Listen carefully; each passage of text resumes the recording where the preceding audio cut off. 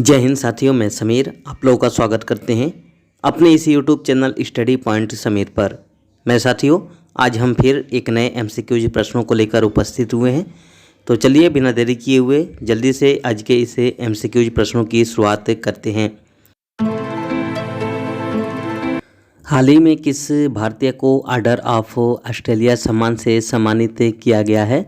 तो इसका सही उत्तर होगा option number A, Ratan Tata. Ratan Tata को अभी हाल ही में ऑर्डर ऑफ ऑस्ट्रेलिया सम्मान से सम्मानित किया गया है। अगला प्रश्न, विश्व पृथ्वी दिवस कब मनाया जाता है?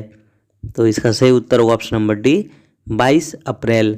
22 अप्रैल को हर साल विश्व पृथ्वी दिवस मनाया जाता है और इस बार विश्व पृथ्वी दिवस 2023 की theme invest in our planet रखा गया है। अगला प्रश्न, मलखंभ खेल के संदर्भ में सत्य कथन बताइए। मैं साथियों मलखंभ खेल इसकी जो शुरुआत की गई थी वो महाराष्ट्र राज्य में की गई थी और इस खेल को मध्य प्रदेश सरकार ने अपने राज्य का राज्य खेल के रूप में दर्जा दिया है और इस खेल के गुरु दादा बालमधर देवधर को माना जाता है। इसलिए इस प्रश्न का सही उत्तर ऑप्शन नंबर डी, इनमें से सभी होगा। अगला प्रश्न, एन्फेलिस मच्छर के काटने से कौन सा रोग होता है? तो इसका सही उत्तर होगा ऑप्शन नंबर डी, मलेरिया।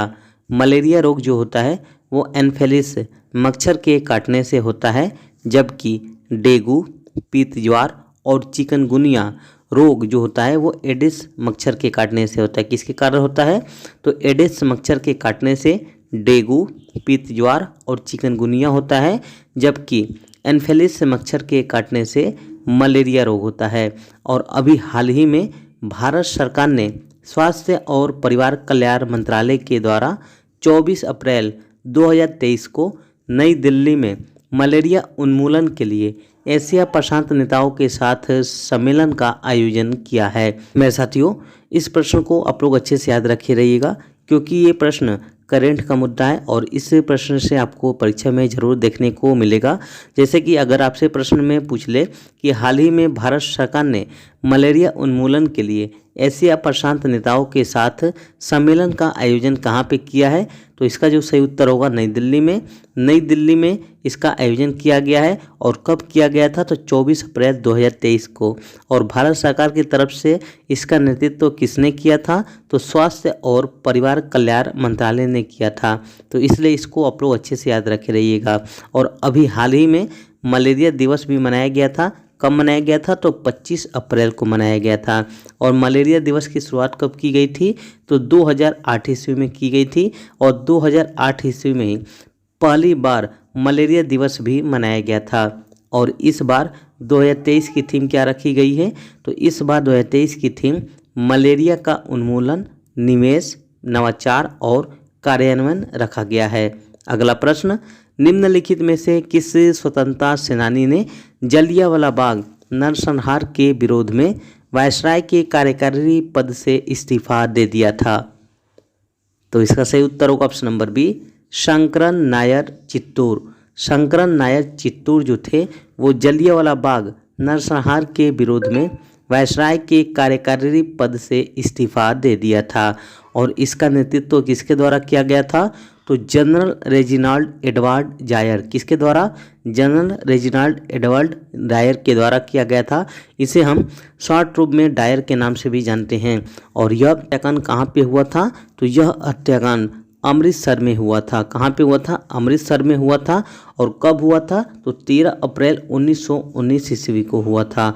और अभी हाल ही में भारत सरकार ने 13 अप्रैल को जलियांवाला बाग नरसंहार दिवस के रूप में भी मनाया है। कब मनाया है? तो 13 अप्रैल को जलियांवाला बाग नरसंहार दिवस के रूप में मनाया गया है।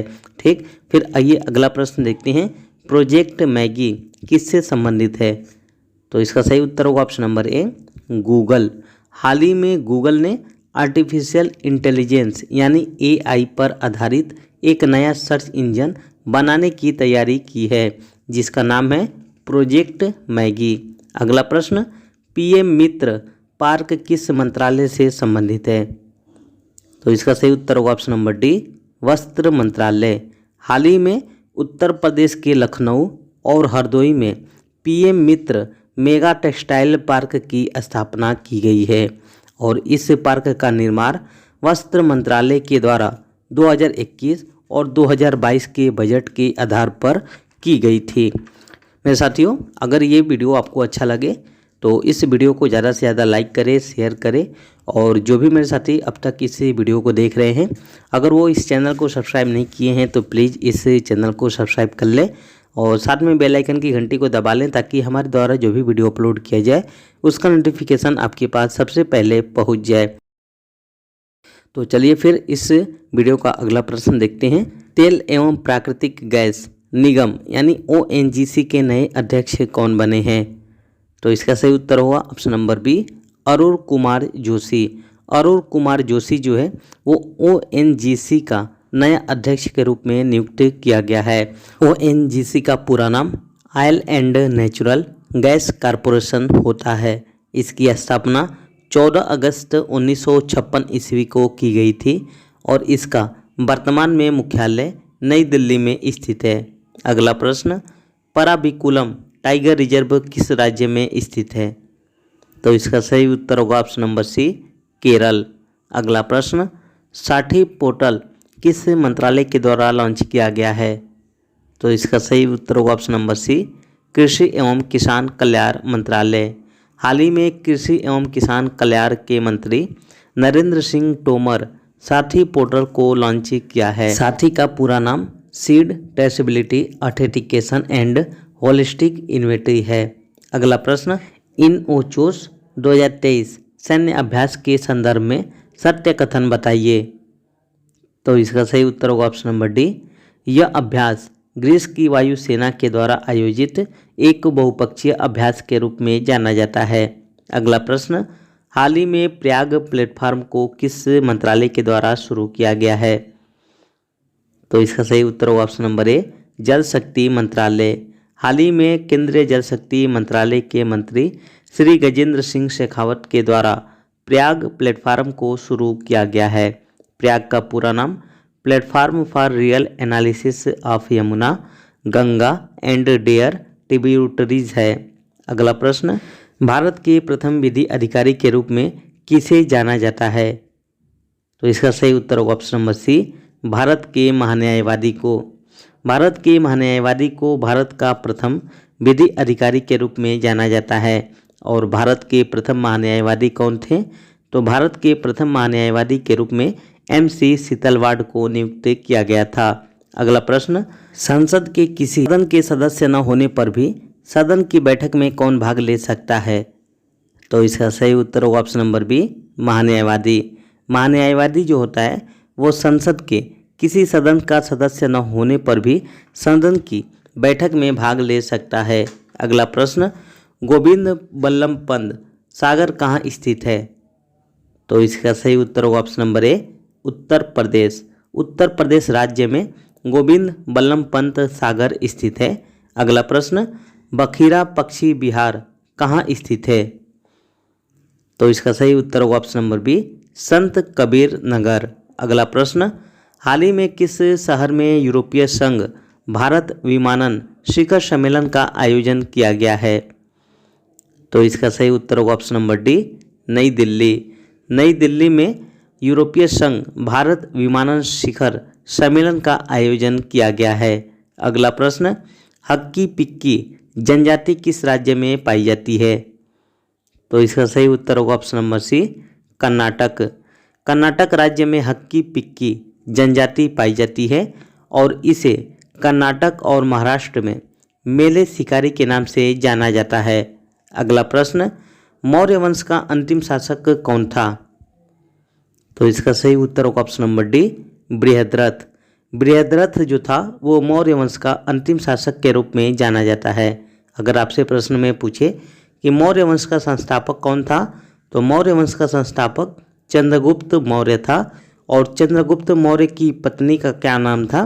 तो चंद्रगुप्त मौर्य की पत्नी का नाम हेलेना था। और इस वंश के प्रधानमंत्री कौन थे?